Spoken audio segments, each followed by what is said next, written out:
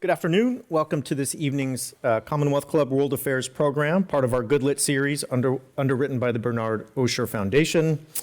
Thanks for joining us to explore how evangelical Christianity has evolved over the past few years, the past few decades, seemingly never ending during what has been, I think we all know, a tumultuous decade in American politics and culture. Our guest has been inside the political and religious arenas in singular ways.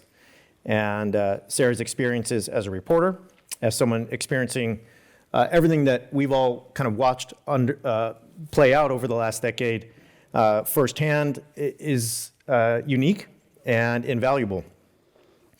She's also somebody who grew up with a deep evangelical faith and a family that had complete saturation in that subculture. And so she really does stand at the intersection of politics, religion, and the American nationalism that we've seen form here in the Trump years and after. It's my pleasure to introduce Sarah McCammon, NPR's national political correspondent and author of The Ex-Evangelicals, Loving, Living, and Leaving the White Evangelical Church. Sarah's work focuses on political, social, and cultural divides in America, including abortion policy and the intersections of politics and religion. And as a former evangelical Christian, her work has a deeply personal insight and relevance, and we'll talk all about that this evening. My name is Brad Onishi. I'm a faculty at the University of San Francisco. I'm the co-host of the Straight White American Jesus podcast, which I had the privilege of having Sarah on a few weeks ago, and author of Preparing for War, The Extremist History of White Christian Nationalism and What Comes Next. So first, let me say, Sarah, welcome. Thank you so much for hosting this. And I got to say, Brad's podcast is great. If you haven't listened to it, you should. Thank you. I appreciate that. We don't think Jesus was straight, white, or American, but you can ask me about that later.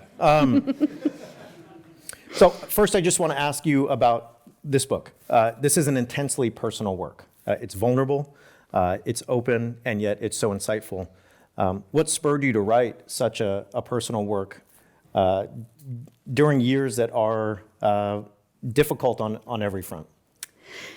I think it's because of the kind of unexpected intersection of my professional life with my personal life. You know, I was hired, recruited by NPR in 2015 to cover the campaign. I was so excited. I loved following politics. I didn't know exactly what would be in store, but I went to DC very enthusiastically. I was assigned to cover the Republican primary, and as many of you probably remember, it was a huge field in 2016. I think there were like 17 major candidates, depending on how you define major. And I spent time with many of them and ultimately wound up assigned to the frontrunner and then the nominee, who of course we know was Donald Trump. And as many of you I'm sure remember, so much of the conversation during that campaign centered around the relationship between the white evangelical base of the Republican Party and the Republican frontrunner, who seemed to be so antithetical to so many things that evangelicals stood for. And I, of course, had this evangelical background, and I had, for about a decade or more, been really kind of out of that world, but was thinking about, as I'm covering the story that so many other journalists are covering and asking these questions about this sort of apparent, incongruity, this juxtaposition, I'm thinking about my childhood. I'm thinking about the people who were so influential in my home, about the ideas that shaped me and the ideas that shaped this movement that is so influential in our country. And a lot of people would ask me about that. People who knew me, or when I would talk about it a little bit publicly, people would ask me when I go to public speeches and so forth, and friends, and it seemed to be there were two major questions people wanted to know. One was just, what do you see as somebody who has this personal tie to this world? And two, people want to know about my own journey, how I went from sort of A to B or whatever, maybe C. And so the book really, in many ways, is a quest to answer that, but also because I'm a journalist, I wanted to answer it in conjunction with conversations with lots of other people at the same time, and we can talk more about this if you want. I was seeing really a growing number of conversations unfolding, mostly in digital spaces, on social media and podcasts like your own, about what it means to be evangelical, because that felt like such an important question. And so I use my own story as the structure, kind of the backbone of the book, I guess, and wove a lot of other stories around it. So that's how it came to be. Yeah, there's so much to talk about, and I know we're gonna come to the Trump years and what's happening now. But I want to start with some of your own journey, and some of the pages in the book that remain so vivid for me are you really telling us about your family, you and your sisters, your brother, going out to lunch or dinner, and the way I've understood it is you seem to emanate the like paradigm of Midwestern evangelical aesthetic. Tell me about that. Yeah, we were a good-sized family. I mean, 4 kids in the 80s and 90s was above average. And although we had people in our church with much larger families than ours, and that was kind of part of the ideal. There was and I talk in the book about, in evangelicalism, there's such an emphasis on the family and sort of a traditional mother, father, patriarchal, father's on top, God is on top, then the father, then the mother, then the children, and family life was really central, and there are a lot of beautiful things about that.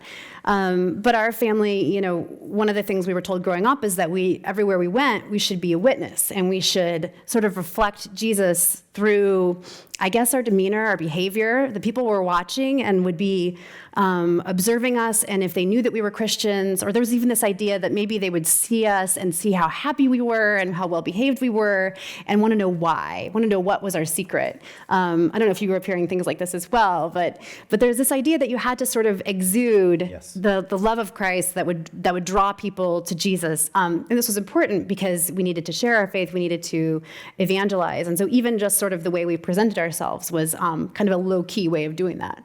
I can picture the after church lunches or the nights out as a family and the ways that you would all file in. And the word you used there was exude, and exude the love of Christ through an obedient attitude to your parents, a generous attitude to anyone who found you. And you can just see it in your mind's eye. There's also these episodes in the book that really inform us in the ways that you, even as a young person, were just committed to your faith in a really intense way.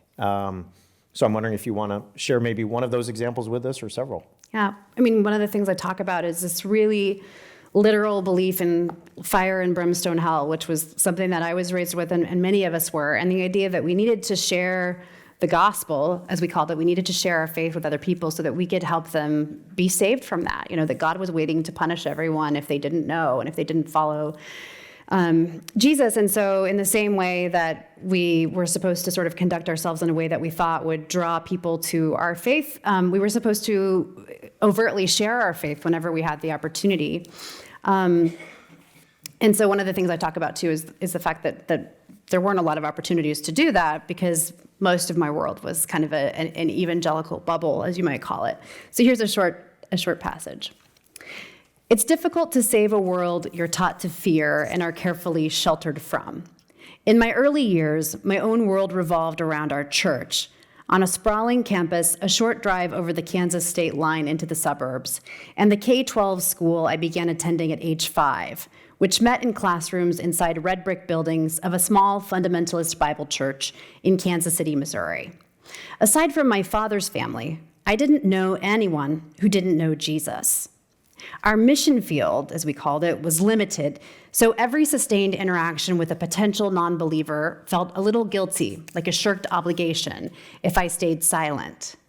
One of those rare opportunities presented itself when I was about 8 years old, as my mother correctly determined that I needed to spend several Saturday mornings at what can only be described as remedial skating lessons.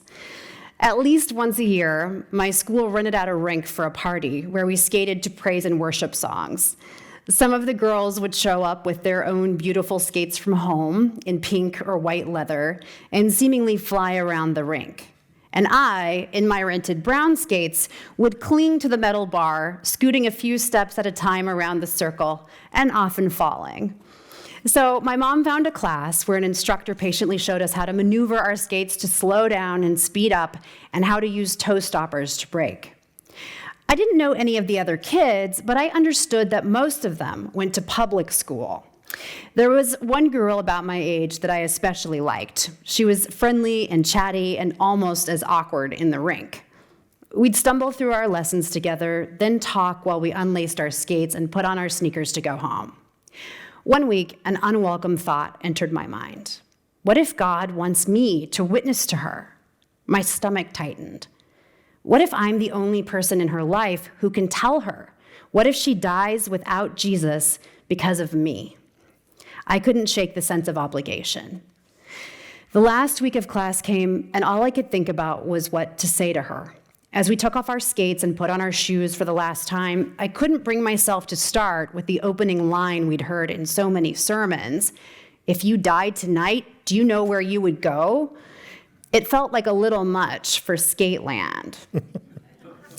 We picked up our jackets and I followed her outside. We waited by the front door, watching the car line as each parent pulled up. Any moment, my parents would arrive, whisking me home to clean my bedroom before spending a lazy Saturday afternoon playing in the backyard. I'd probably never see her again. Eternity hung in the balance with seconds to spare. My heart pounded. Now, this is your last chance. I said, do you go to church? Yeah, sometimes, she said. Anyway, my dad's here.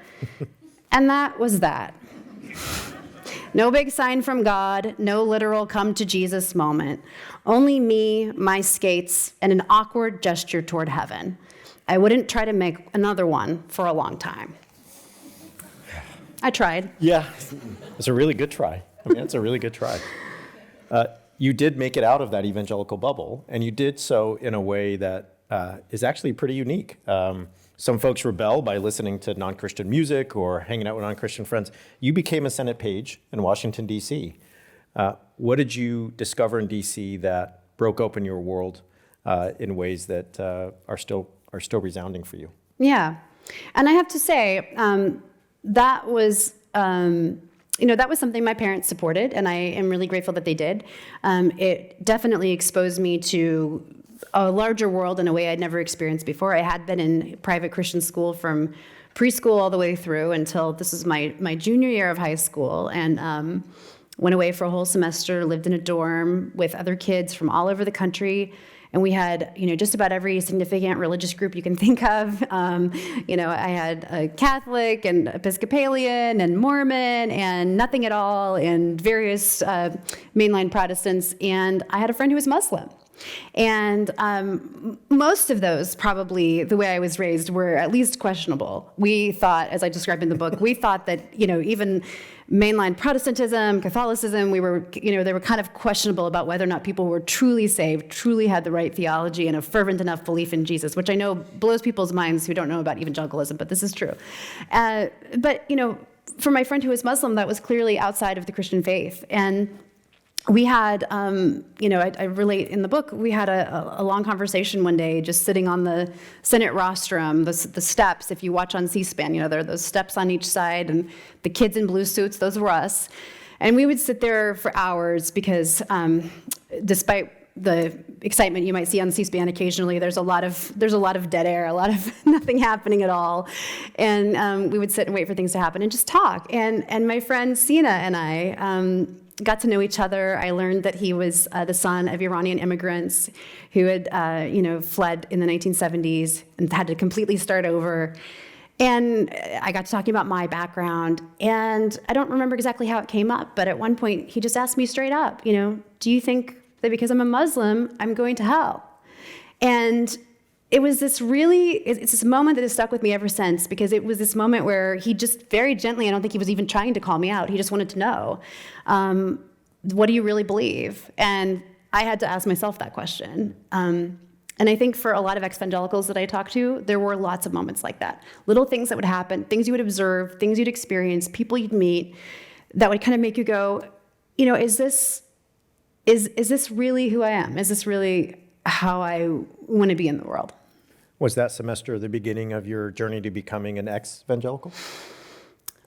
It was a step in that process. One of the other big themes and important characters in the book is my grandfather, who I alluded to in the reading. My dad's family was kind of the only people in my life who weren't evangelical Christians, and my grandfather was secular. He was someone who, from what I was told growing up, we needed to pray for. We needed to pray that he would accept Jesus. And someone who I worried about a lot as a child. And in retrospect, I think that relationship, knowing someone being not as close as I might have been, but close enough to someone that I cared about who didn't believe what I believed, was, I think, an important foil for everything that I was being told. Yeah. And I think, again, for a lot of people I interviewed, maybe this is your experience, there's really one moment. There are just many things that start to feel like they don't add up or they don't align with your worldview. And I think this is not an experience that's exclusive to ex-evangelicals. I think many people who've grown up in sort of high control religious traditions or in cults, and I don't mean to conflate the two, but this is an experience a lot of people have as you sort of make sense of the world, who you want to be in it versus maybe what your community wants you to be. There's one side of the coin where you are in this close and loving relationship with your grandfather who you've been told to pray for. And yet as you grow older, you come to admire and understand him in ways that you didn't maybe when you were younger. And this is a relationship that's important for you as you realize, along with your friend in the Senate and other places, that, those who are not Christian are actually potentially nice, amazing, loving, interesting, all kinds of other aspects. There's a flip side to that, though, where someone you do know intimately disappoints you because everything they've told you about Christianity and Christ, they seem not to live out. And that brings me to what one ex-evangelical in the book calls the Trump thing. And 2015, 2016 really being a seminal moment in the formation of what we now call the ex-evangelical movement. A lot of that was based on folks who had become disillusioned with their families and their church because they saw Trump, as you alluded to earlier, as dissonant with the evangelical values that they had grown up with. And so I'm wondering why evangelical support, the overwhelming evangelical support and surprising evangelical support we saw for Trump in 2016 was such a catalyst for so many leaving the evangelical fold and the formation for what we now call #ex-evangelical. Yeah. I think that for a lot of people, it's interesting. Both people that I spoke to for this book, and then I've heard from so many ex-evangelicals since the book was published, and I would say broadly that there's a range of experiences. There are some people for whom the Trump thing was the catalyst for leaving their church. Others, it was things that came later, like their church's response to the killing of George Floyd or to the COVID pandemic, moments that they felt churches didn't respond with sufficient compassion or sort of moral urgency. And for others, it was happening long before. And I sort of fall into that category. I didn't leave evangelicalism because of Donald Trump. I had my own journey, as I describe here. But I think that kind of, as I mentioned earlier, this moment, the 2016 campaign, the many conversations, public conversations that were going on in the mainstream media, and then I think in churches and in homes and among friends about what it means to be evangelical and what those values, to what extent they did or didn't align with Trumpism. I think that was just sort of a moment that catalyzed a lot of increasingly public conversations. And so Blake Chastain, who I think we both talked to, coined this hashtag around that time. He'd been already having some conversations around some of the themes that I touch on in the book, whether it's the way that evangelicalism thinks about race or about women or about LGBTQ people or science or a variety of other issues.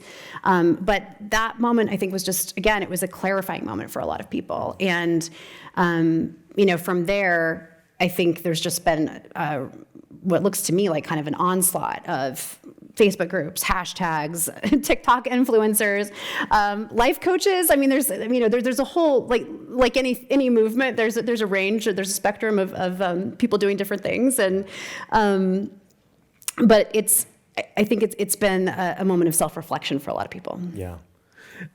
You write powerfully about evangelical purity culture and the gender norms, the sexual ethic that is a prevalent part of evangelical churches. I'm wondering how that had an effect not only on you and your journey, but also on a lot of the folks who you spoke to who, I think in addition to the Trump campaign, the Trump victory, George Floyd's murder, and so on, one of the most prominent things that has, and the research shows this, Sarah Masliner and other researchers have shown that purity culture and gender and sexual norms in evangelical culture are one of the highest drivers of folks out of that movement. And I'm wondering what you learned as you reported that out in the book. Yeah. And for folks who don't know, maybe everyone does, but purity culture really refers to, I would say, a sort of hyper-traditional view of sexuality. For a lot of people, no sex before marriage is sort of the obvious piece of it, but there's a lot more that goes with that. Of modesty, real emphasis on modesty for girls, and the idea that girls in particular need to sort of cover themselves and not tempt men.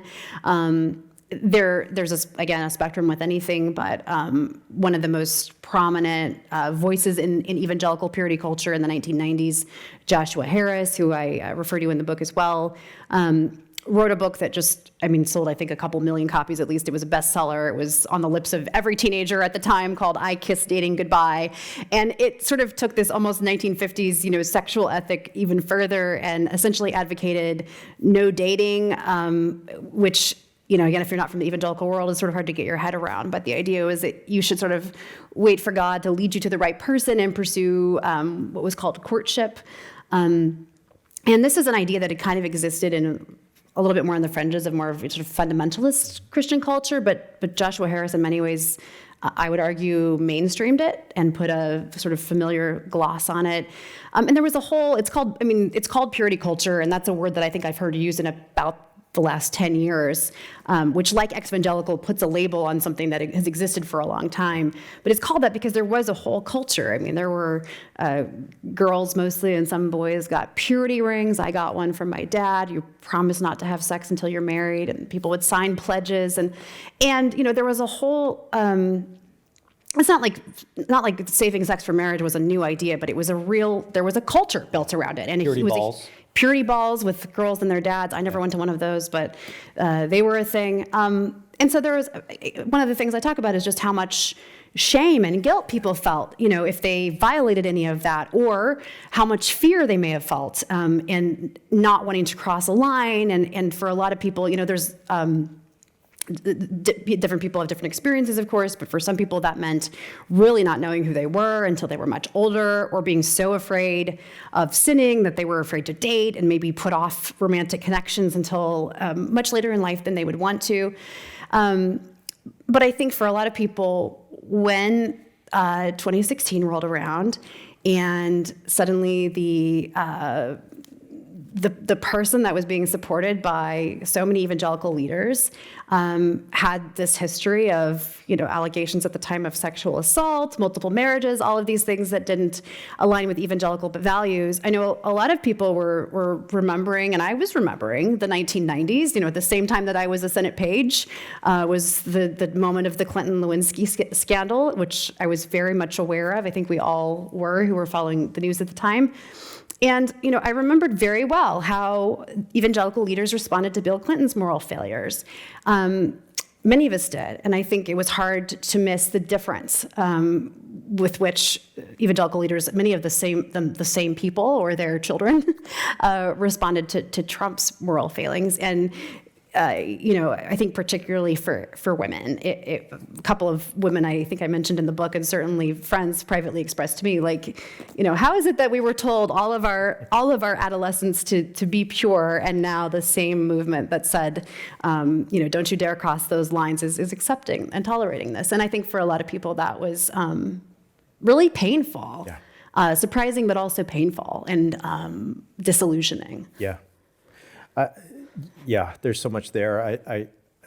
I want to ask, however, about the other side of that, which is healing, and the ways that you gather so many voices in the book of folks who have left.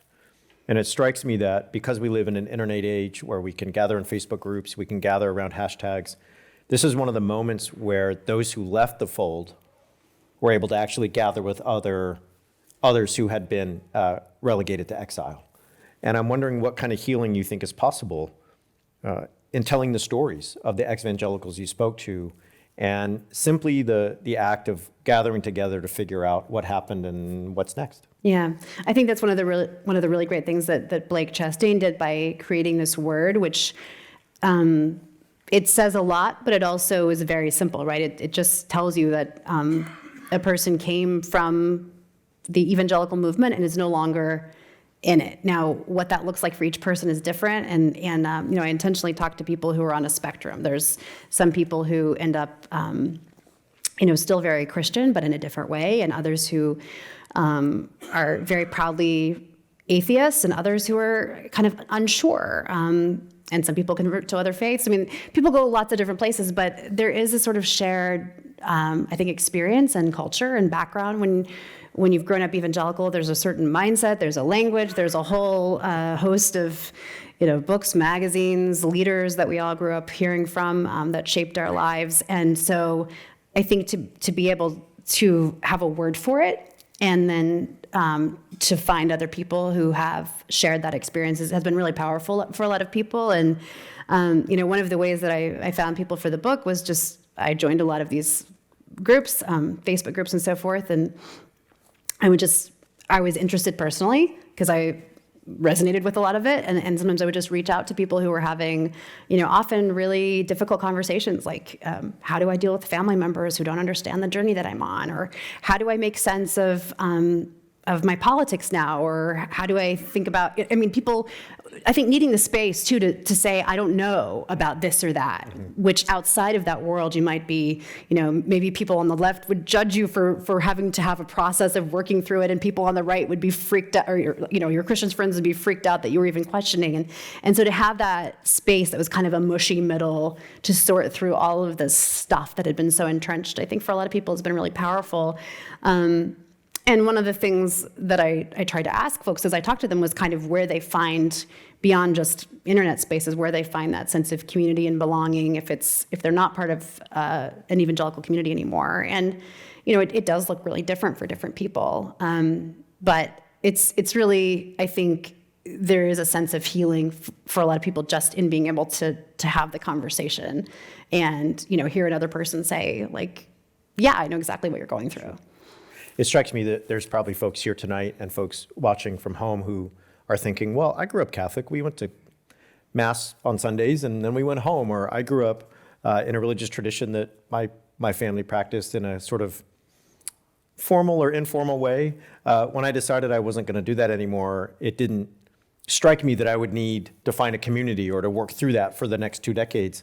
I guess to back up a step, what is it like to leave evangelicalism and thus to need something like an apparatus of other levers to help you get through it? Yeah, it can be very all-encompassing, and I think one of the things I try to describe early in the book is just how insular it can be, particularly if you're someone who was homeschooled or went to Christian school. There is what someone I interviewed called a parallel universe in a way of, again, Christian books, magazines, TV, radio, and it's possible to be sort of surrounded by that and really in many ways cordoned off, not fully from the rest of the world, but again, there's like a sort of a whole way of seeing the world. There's a whole language. We talked about purity culture. It affects how you date, who you marry, what you're allowed to do on the weekends, what you're not allowed to do. And I don't think it's necessarily unique. I have actually heard from people of a couple of other faiths, including Catholicism, which I consider, of course, part of the Christian family, but a different type of Christianity. I've heard from people from other faith backgrounds who have said, this story really resonates with me because when you are deeply embedded in a community, whatever that community is, to leave it in some way or differ from it or evolve away from it can be really challenging. And there can be a sense of loss.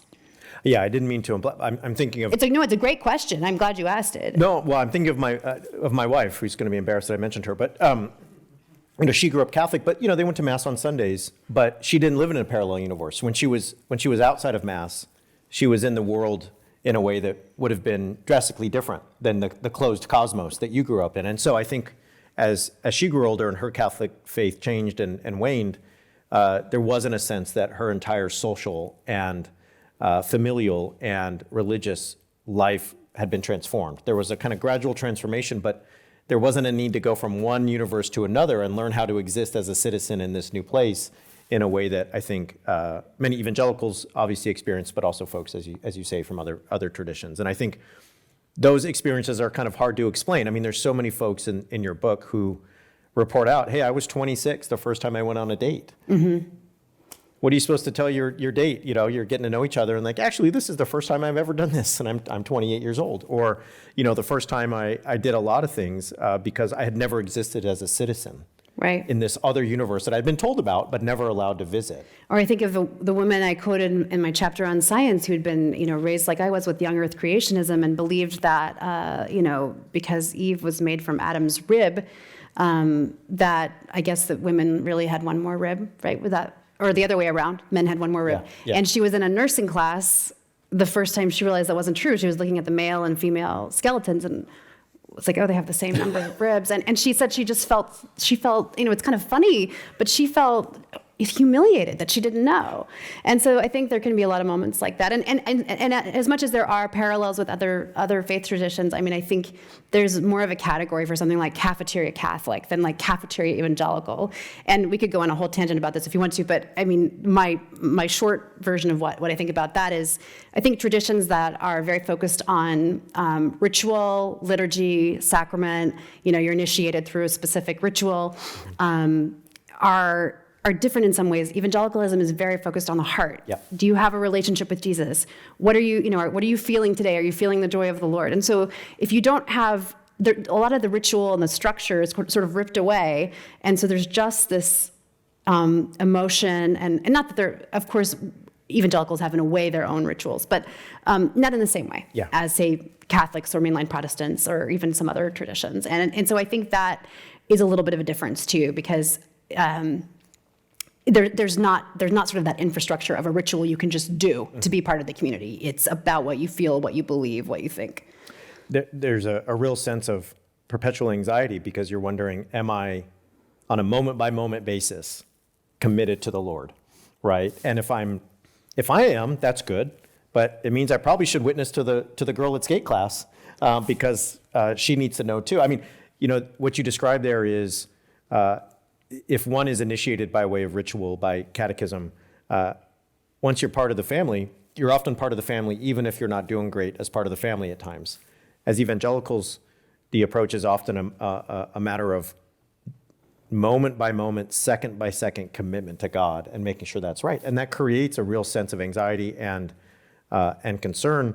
I'm wondering if you might share with us some of the folks who you interviewed and the ways that they, to you, for lack of better terms, had to come down from that mode of living as they became what they described as evangelicals, coming to a place of living without a perpetual sense of apocalypse. Mm-hmm. Yeah. I think of a few folks. I'm thinking of this couple, Emily and Travis Tingley, who I met in Nashville when I spent some time in Nashville at sort of an ex-evangelical church, as it was described to me. And this is a church that really was sort of evangelical and aesthetic. Songs on the overhead projector, no hymnals. They met in a pub, but there was no sort of creator or theology you had to subscribe to. And I talked to Emily and Travis. One of the things I talked to them about was parenting and how to think about parenting as somebody who's grown up with, again, a very prescribed way of thinking about children. And you're trying to get them on the right path. And of course, all parents are trying to get their kids on the right path, but that means something different for evangelicals. And she talked to me about just kind of a sense of relief she felt when she stopped seeing her daughter as sort of intrinsically bad, full of sin, but instead as like a little girl who was just a little girl who was developing and going through toddler phases and things that kids go through. And it was not some kind of sinister sign of evil. It was just her being human. And I think for a lot of people, there can be something kind of freeing about that, just to be able to accept our humanity. Yeah, that's beautiful. Well, I want to transition a little bit to our current moment. A lot of the questions we have in front of us are expectedly about 2024. And is something happening? Yeah, I mean, apparently some important events this year. But before I go to the question, I just want to ask you one more general question, and that is just, you spent 2016 embedded in the Trump campaign.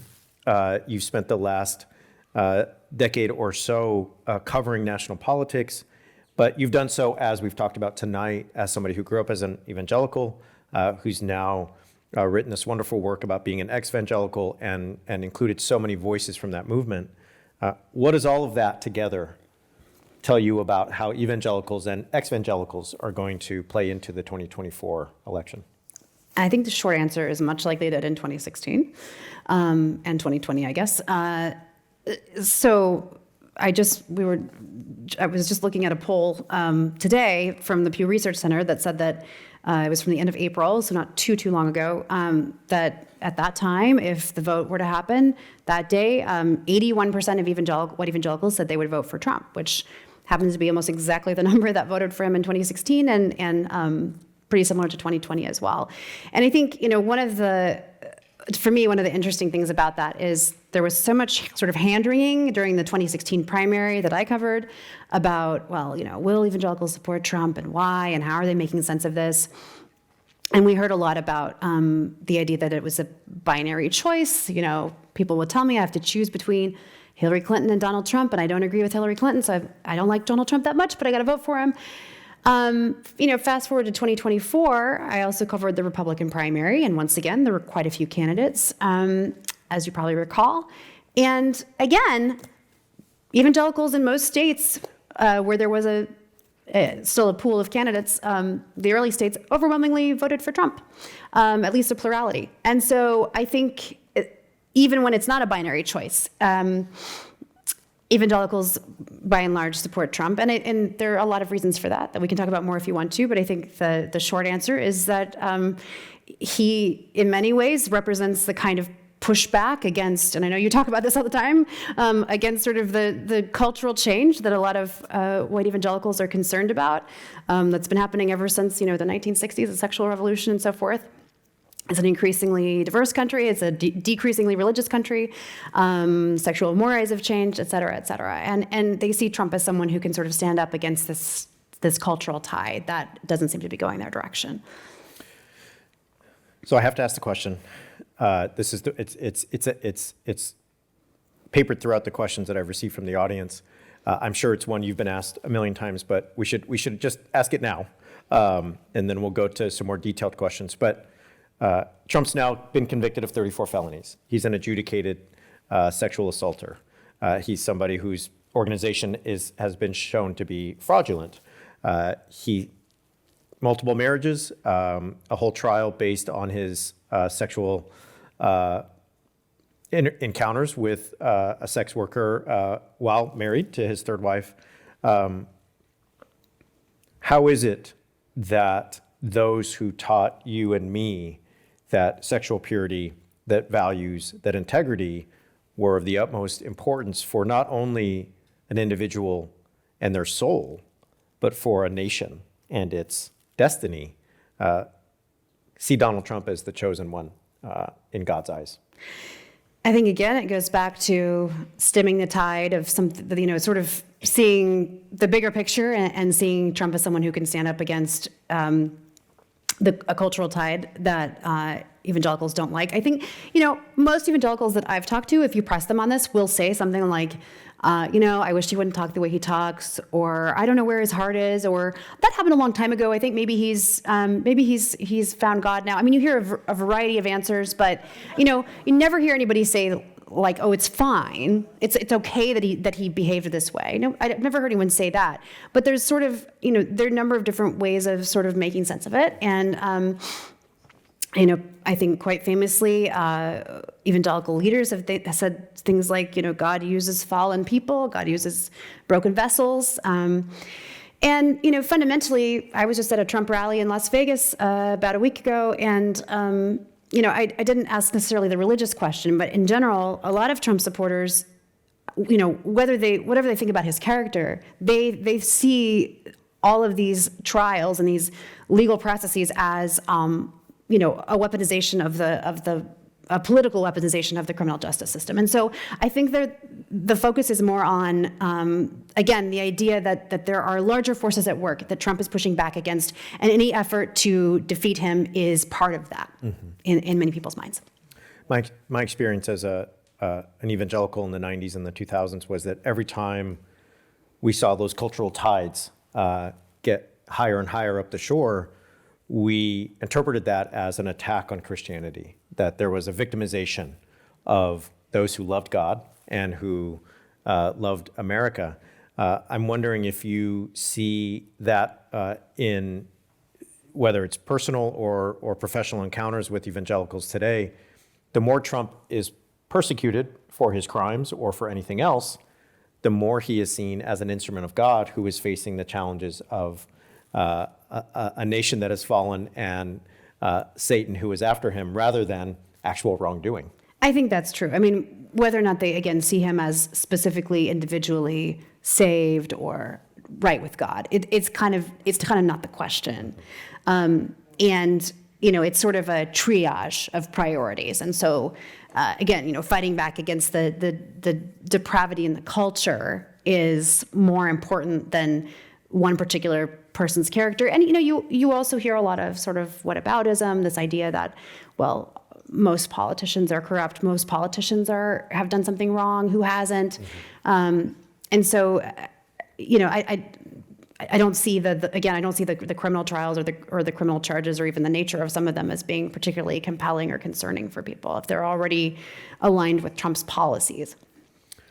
You write so forcefully in the book about your concerns about saving your friends, about saving the lost.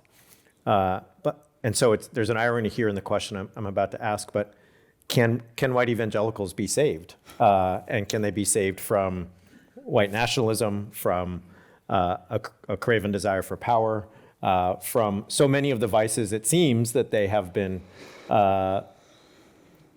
drawn into during the Trump years? That's a big question. And I don't know if it's one I can really answer as a journalist. I mean, I think the things I'm curious about are where white evangelicalism goes from here and where American religion in general goes from here, because we know that across the board it's declining, not just evangelicalism. And in fact, there was a big drop off basically since my youth, our youth. In the last couple of years, there maybe has been a little bounce back, or at least holding steady of white evangelicals, depending on which numbers you look at and how you define evangelical. And so, but the overall trajectory of white evangelicalism, white Christianity in general, is down substantially. And so, what does the movement double down on some of these themes, on sort of the political project? Or, I think that there is, especially talking to ex-evangelicals, I think that there is a desire for a Christianity that is not about that. Some people leave Christianity altogether, and that's their journey. But I think there are a lot of people who want to, for whom the idea of Jesus is very important, very meaningful, and don't want that intertwined with a political project of any kind. And so, where we go from here, I don't know. I think that's my question about the church. It's my question about the Republican Party, the Democratic Party. Everything is so in flux. Yeah. So I wouldn't predict. Uncertainty is the only constant, it seems. Here's another big question, and I think one that perhaps might intersect with your experiences in the Midwest growing up and some of the nascent megachurch culture there. But how do money, media, politics, and evangelicalism intersect? And that's a lot. I wonder if we might focus. You can answer all. If you want to do all four, have at it. I wonder if we might start with money and evangelicalism. Well, they're kind of connected, don't you think? Sure. Yeah. Obviously, evangelical media is a big business, and it. If you think back to Pat Robertson, James Dobson, some of the big sort of giants of Christian broadcasting, there are thousands of stations all over the country and all over the world now, broadcasting very similar theology and messages, and many of those messages are very political. And so I think it all is kind of self-reinforcing in many ways. Mm-hmm. And the same people, I write about this, the same people like James Dobson, the founder of Focus on the Family, he started out as a sort of Christian marriage and parenting guru. He's a psychologist, sort of like a Christian Dr. Spock. And I'm not the first person to say that, but that's kind of who he was. And became someone who launched these spin-off organizations that were deeply, overtly, primarily political. And he's not the only one. He's probably the most notable one. But there really is no sort of boundary between the politics, the religion, and frankly, the money. I'm thinking about, there's a program on today called Flashpoint, and Flashpoint's a kind of, in the genre of the Christian television you mentioned. And, who was on the other week? I have to watch this for my profession. It's, it's not what I do at night for fun. Definitely not. But who was on there? Lara Trump. Not only part of the Trump family, but now co-chair of the RNC, right? And so you can see tied in the politics, the media, the evangelicalism, and so on. So if we stay on money, I think one of the things that surprises people is just how much money is in American evangelicalism.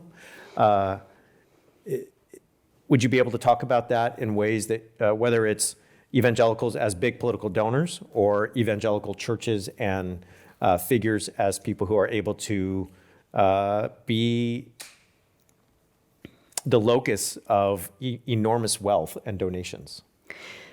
I mean, I can't give you numbers, but again, I would point to the way that churches become sort of almost voter mobilization incubators in a way. A lot of the evangelical organizations will put out voter guides, which don't tell you exactly how to vote. They just sort of rank people based on, candidates based on issues. And, it's pretty clear if you look at them who is the sort of candidate that's being favored, but it doesn't explicitly say who to vote for. And those will be passed out at churches. They'll be in bulletin inserts. And, I think Ann Nelson, who wrote The Shadow Network, that's a book I would really recommend because she goes deeply into the money. It's fair to point out that Democrats have also used churches for political ends, but there's a vast amount of money, and one of the things that Ann has documented is a lot of it's tied to oil money that's being poured into sort of religious conservative causes. Okay, another big question coming. Do you find the term Christian nationalism useful? Sure. I think it's a squishy term, but so are a lot of terms we use in politics and journalism. And I think anytime we talk about it, we should explain what we mean. But I think generally when I think about it, I think about not the idea that someone's values or religious values would inform their political positions. I think that's just being human, and that's fine. But I think the idea that and it was an idea that I document, was sort of baked into some of my Christian school textbooks. But the idea that Christianity is sort of essential to being an American, that it should be dominant in a way that other religions should not. And of course, you're talking about a particular kind of Christianity too. I think we have to be clear about that. It's a term that gets thrown around a lot. And so, I don't use it a lot simply because with anything as a reporter, I try to be as precise and specific as possible and try to avoid terms that are open to interpretation, which isn't possible to do 100% of the time. But I think as a shorthand for the idea that Christianity should be dominant and sort of have preeminence over other faiths or no faith, I think it's useful in that way. If we stay on that theme of dominance, I'm wondering if you... I don't know, do you want to define it? Because you do a lot of work in this area. I do a lot of work on it, and I'm not going to define it. No.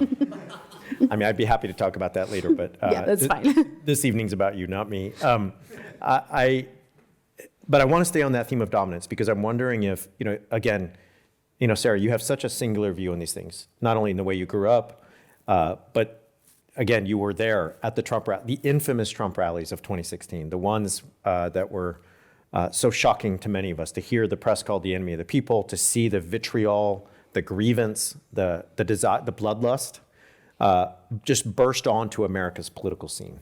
That's a summer that I was nowhere near the view you had, but it's a summer I will never forget, just in terms of realizing where part of the country was in terms of their political affect.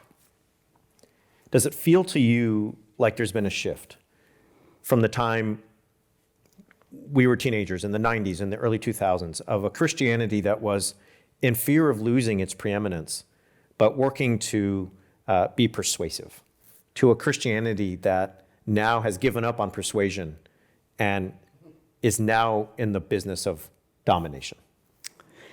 It's interesting. I remember, I'm sure you do too, there was this movement, I think in the 90s, called the seeker-sensitive movement, which was there was a lot of overlap between that and evangelical megachurches. And the idea was that people are searching for something, they have a hole in their hearts that can only be filled by God, and we should, sort of, as churches, be open and sensitive to people who are searching for something. And it was, sort of maybe a soft-pedaled form of the faith. And I think, there was, again, a big emphasis on character and on, the idea that our leaders should have exemplary character. And it has shifted. And, one of my favorite pollsters, Robert Jones of Public Religion Research Institute, I would point to his work on this. He's documented, I think, very well, just sort of the trajectory of the religious right. It's sort of the growth of power of the religious right and of the deepening alignment between right-wing politics and evangelicalism. Really kind of, it's sort of like an inverse graph with the decline of white Christianity in America. And he would argue, and I think very well, that there's a connection there, that as white evangelicals have seen their dominance in numbers and cultural power sort of slip, many, not all, but many have become sort of turned to politics and political power instead. On that, we just got a question that is a great follow-up to what you just said. Do you see evangelical culture and white evangelicalism in general as a danger to American democracy? I'm hesitant, again, as a journalist, to say like any particular movement is a danger. I think what is a danger to American democracy is anyone who doesn't believe in the principles of the Constitution and commit to it. Mm-hmm. And by that I mean the idea that we have a justice system, we have an election system that's, while imperfect, exists for a reason, and that to be an American means that you respect people of all faiths, of no faith, that everyone should have a seat at the table and sort of equal opportunity to vote, to participate in democracy. And that fundamentally, you have to accept that you might lose. And politics is supposed to be, and a lot of people don't like this, but it's supposed to be about compromise, about sort of figuring out where most people are at and legislating in accordance with that. And I think that, as someone who talks to a lot of voters, there's a lot of frustration with the inability of our elected officials across the board to sort of translate the public will into the public good. Mm-hmm. The subtitle of your book is about leaving the white evangelical church. And I'm wondering if you might help us understand what whiteness has to do with this particular subculture of evangelicalism in the United States, because there are certainly conservative Black Christians in the country. There are certainly conservative Asian American and Latino Christians in this country. What does whiteness have to do with all of this? There definitely are, and there's some signs that Republicans are making strides with those groups, which I think is fascinating and something that we should pay attention to, as journalists. I chose, I had a conversation with my editor about whether to put white in the subtitle. Ultimately decided to use that word because I want to be very careful to speak to my own experience and my own background. And, at the time that I was coming up, my church and school were overwhelmingly predominantly white. They were, we would talk about trying to reach out and be more diverse, and I think that much of that was well-intentioned, but the reality was that most of my religious spaces were overwhelmingly white. And it matters because if you look at, especially historically, if you look at voting patterns, there's a real difference, particularly between Black Christians and white Christians. There's some variability, as you can talk about different groups in different ways. But obviously, the Black church has a very different history from the white church. It was created in many ways as a haven because white churches were not welcoming, were discriminating. And, I talked to some Black Christians and other Christians of color in the book who've spent time in predominantly white spaces about the way that reality has continued to play out, even in recent years. I think it's something that many white evangelical leaders would like to get past, but it's proven very hard to do. Yeah, yeah. We have a few minutes left, and I want to finish with joy and affirmation. So I promise we're going to go there. I promise. But there are folks wondering, and I do think this is at least somewhat pertinent because, again, you do have such a singular view on things in terms of your personal experience and your professional role. There are folks who want to know, what's it like to work at NPR in an election year? I mean, it seems from the outside very stressful, So, Yeah. What's it really like? Covering an election is stressful for anybody. I mean, I think the people who deserve a medal are like the 22-year-old right out of college campaign embeds with usually the networks, the big networks, who go around to almost every event, and they have to document everything every candidate says, and they don't get any sleep, and they know everything about everything, and they're like these kids. I don't have the energy for that these days. I mean, I've never been an embed, but I have even less energy than I did in 2016 when I started doing national politics. So it's never boring. Last weekend, I spent almost 6 hours in like 9,900 degree weather in Las Vegas, waiting for Trump to speak, and then getting out of the venue. So there's that like very, very not glamorous stuff that happens. But then there's also, going to debates. And what I really love is talking with voters. I love picking their brains about sort of what they're thinking and what they're prioritizing. Because to me, politics is it's almost always about priorities. Mm-hmm. Nobody ever gets everything that they want. And very rarely do you meet someone who's like, I love everything about this candidate.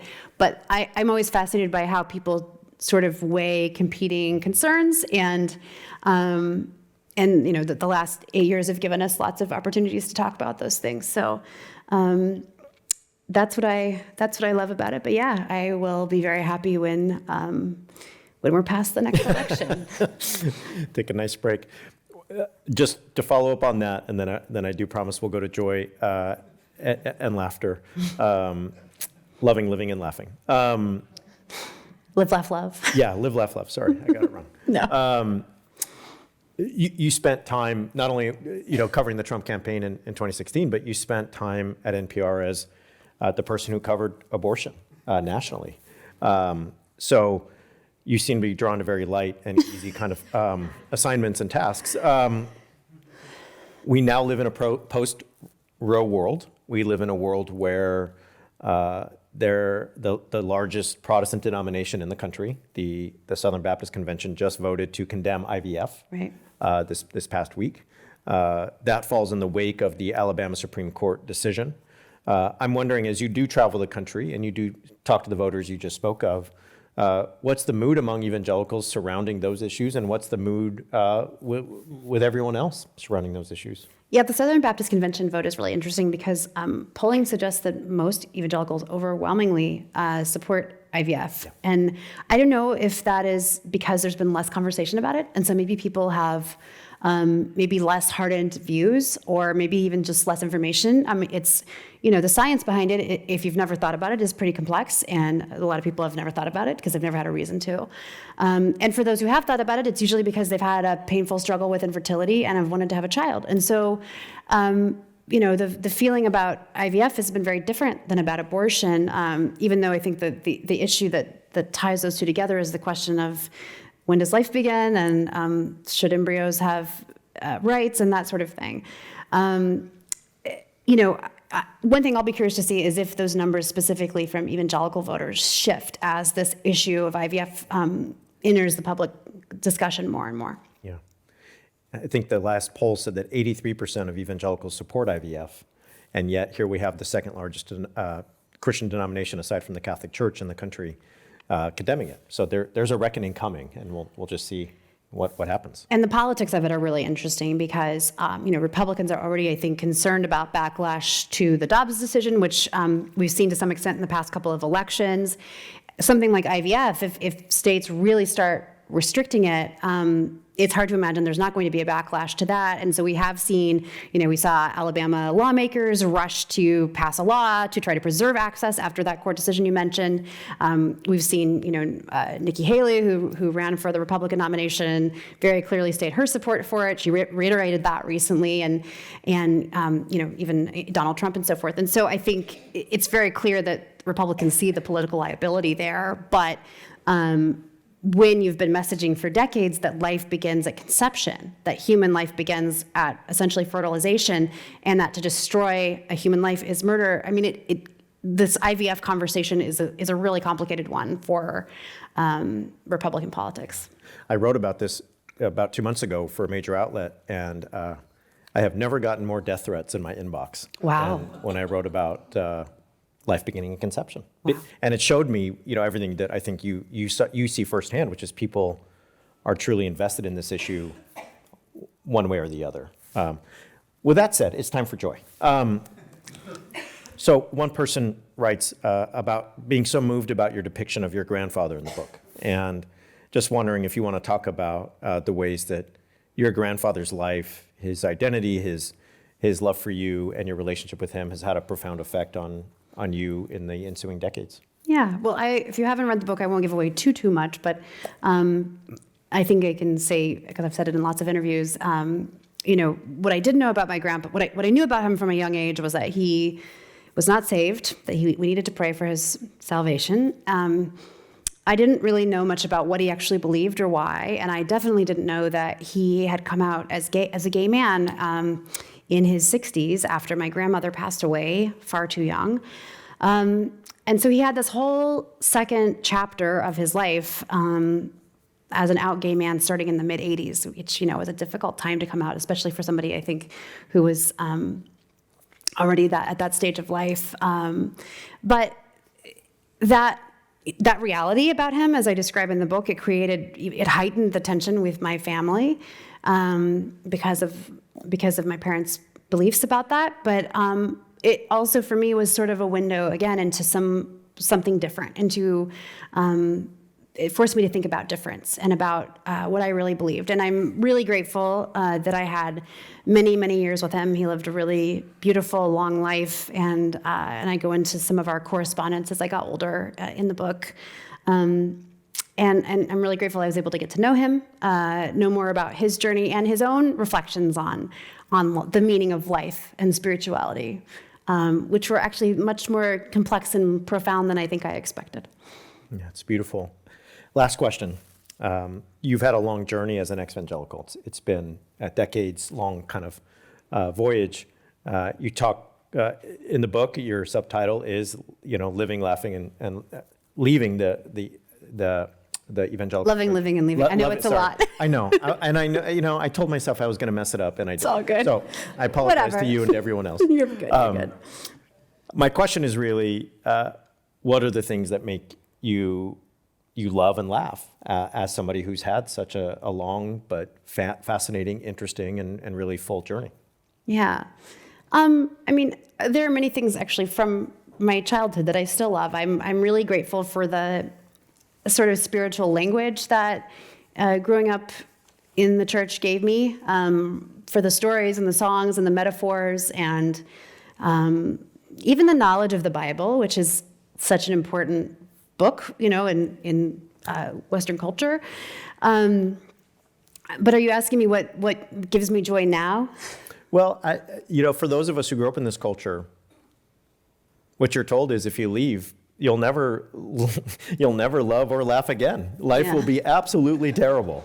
And it strikes me that your life is full of a lot of love and a lot of joy. And I'm just wondering, what are the ways that you found that perhaps that have surprised you, or the ways that are just the ones that keep you going after spending 6 hours in 100 degree heat in Las Vegas? Yeah. Well, certainly my relationships would be at the top of that list. My husband, who's here today, my family, my children.